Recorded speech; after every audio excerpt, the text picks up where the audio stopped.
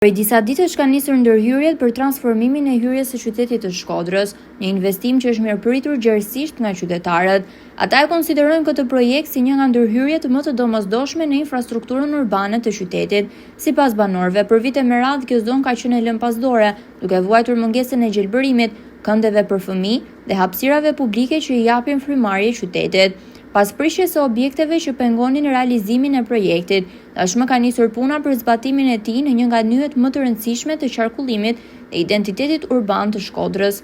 Projekti përfshin zgjerimin e rrugës hyrëse dhe rikonstruksionin e trotuareve, krijimin e hapësirave të gjelbra dhe mbjelljen e pemëve dekorative, vendosjen e ndriçimit modern dhe sinjalistikës rrugore, si dhe ndërtimin e këndeve të lojrave për fëmijë dhe zonave të çlodhjes për familjet. Ky investim është pjesë e vizionit të Bashkisë Shkodër për të përmirësuar cilësinë e jetesës urbane duke e bërë qytetin më të gjelbër, më funksional dhe më të aksesueshëm, jo vetëm për banorët, por edhe për numrin në rritje të vizitorëve që frekuentojnë qytetin verior.